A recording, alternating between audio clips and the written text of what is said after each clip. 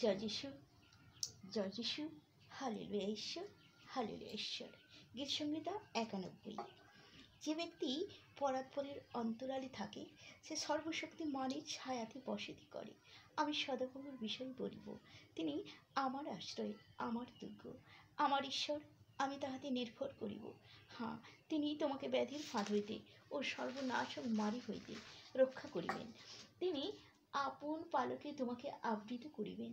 তাহার পক্ষের নিচে তুমি আশ্রয় পাইবে, তাহার সত্য ঢাল ও অনুত্রাণ স্বরূপ। তুমি ভীত হইবে না রাত্রির ত্রাস হইতে, দিবসে উড্ডীয়মান স্বর হইতে, তিমির বিহারী মারি হইতে, মধ্যাহ্নের সাংঘাতিক ব্যাধি হইতে পড়িবে তোমার পাশে সহস্রজন, তোমার দক্ষিণে 10,000 জন, কিন্তু উহা তোমার নিকটে আসিবে না। তুমি কেবল সচক্ষে নিরীক্ষণ করিবে, দুষ্টগণের প্রতিফল দেখিবে। হ্যাঁ সদাপ্রভু, তুমি আমার আশ্রয়, তুমি পরাৎপরকে আপনার বাসস্থান করিয়াছ।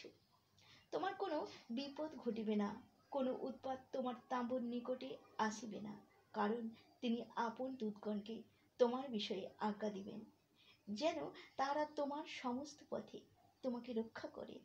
তাহারা তোমাকে হস্তে করিয়া তুলিয়া লইবেন, পাছে তোমার চরণে প্রস্তরের আঘাত লাগে। তুমি সিংহ ও সর্পের ওপর পা দিবে, তুমি যুব সিংহ ও নাগকে পদতলে দলিবে। সে আমাতে আসক্ত, তজ্জন্য আমি তাহাকে বাঁচাইব।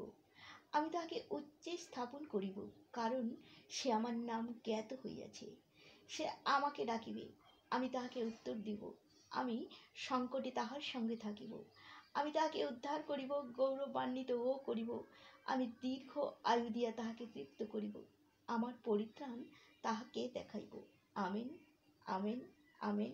জয় যিশু, জয় যিশু, জয় যিশু, হালেলুয়া ঈশ্বর।